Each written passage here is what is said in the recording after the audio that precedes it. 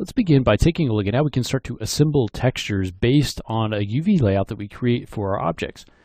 So let's open up O2 Begin, and this has an element of our interior, this kind of rustic chandelier. It's kind of made out of a wagon wheel. And you can see that, we want this to probably be made out of wood mostly, but you can see we have some curved objects which are going to present a little bit of a challenge as far as the UV layout goes. So to start to lay this out, we can say, okay, these slats or these spokes are going to be they're probably the same geometry. If you've built this, then you know exactly how those are built and you know whether or not those are the same pieces. Otherwise, you may have to go and look and see kind of if those are made. I'm assuming, you could probably assume that these are duplicated around. And so let's go into our UV texture editor. If we turn on the hardware texturing, you can see we don't really want, it makes it obvious that the UV layout that we have is not working for us. We want to have nice square blocks there. And this just has a checkerboard set up on the material. So let's select one of these. Let's go to Create UV's Automatic Map. I'm going to turn off the image in here.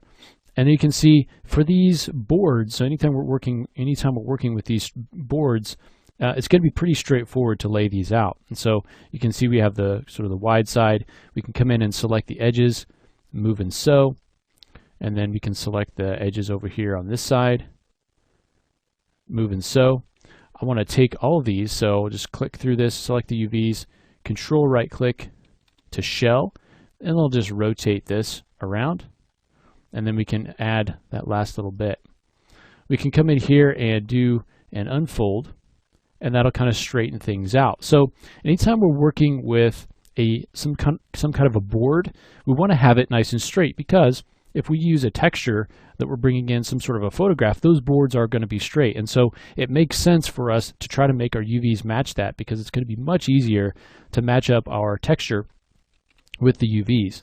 And so, we could take this board, kind of move it off into the workspace. And then one thing that we can do here is select the board that we lay out the UVs for, and then the identical board. So shift select that. And then we can go to Mesh Transfer Attributes. And let me reset everything. And so I want to transfer the UV sets, and for sample space, I'm going to go ahead and set that to component. So let's go ahead and transfer that. Now you can see that both of these share the same UV space. We can do the same thing here.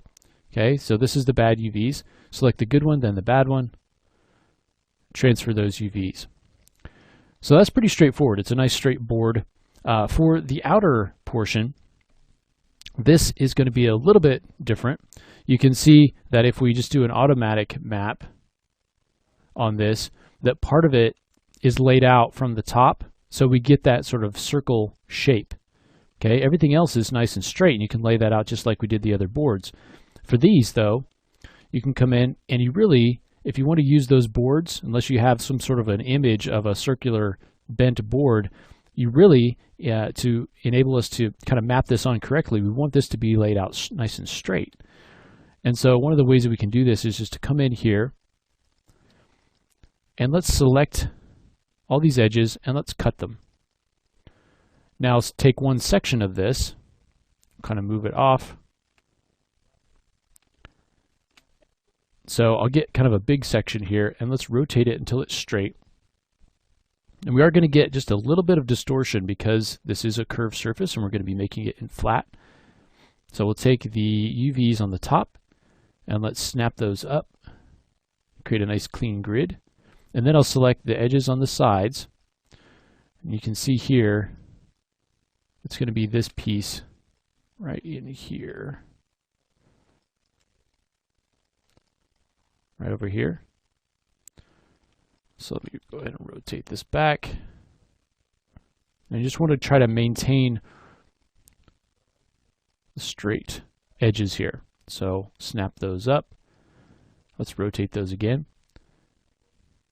Now anytime you come in now and select these top or bottom, they're not going to be completely straight. So we just need to come in, kind of straighten them up,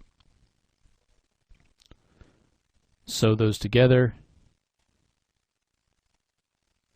And you just want to create kind of a nice straight line. If we take a look at one that I've already done here, And let me turn off the hardware texturing. We'll look at that in a second. So looking at this, you can see that I've gone in and straightened everything out as far as the UVs go. So there's no curve on this. So that means there's going to be a little bit of distortion, but it also means that we can use a straight board image to be able to get that texture. So let's select all the objects that we want to create a texture for. Okay, deselect that. So this is going to be our spokes. This is that center portion here. And then these are different parts of this round wheel rim there. So to get that out, we have those selected. We'll go to Polygons, UV Snapshot, and then we're going to browse. And then you can select whatever name that you want. So it's going to just be Out UV by default, but you can say Out UV Chandelier. Save. And then you can choose a size for that, and then also the UV range and the image format. You'll have to change, most likely have to change that. I think the IFF is the default, but you can change that to JPEG if you want. And then just say OK, and it'll save that out. Let's take a look in Photoshop now at what that looks like. So this is the image that we brought in. So now at this point, we could just select this, cut and paste it in. I'll go ahead and invert that. And then let's select all here.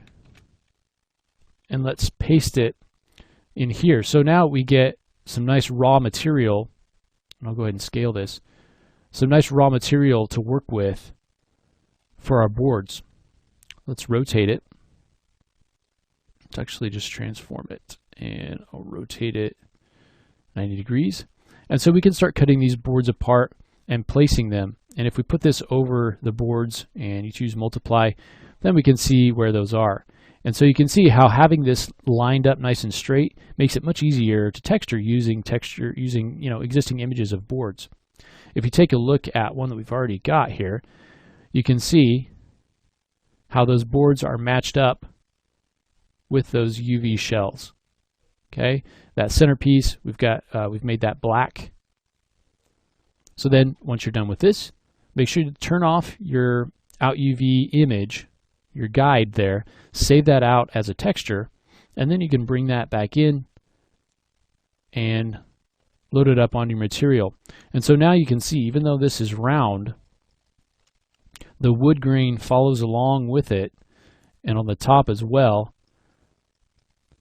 Whereas if we had laid that out as a circle, it would be much harder to have that wood follow along.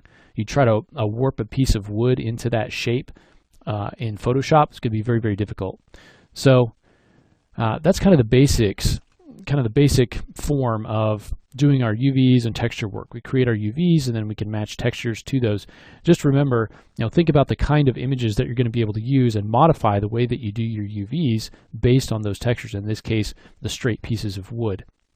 So the next thing that we'll look at is, what if we want to distort textures that we have, existing images, to fit a UV that is not completely straight like this? Let's take a look at that next.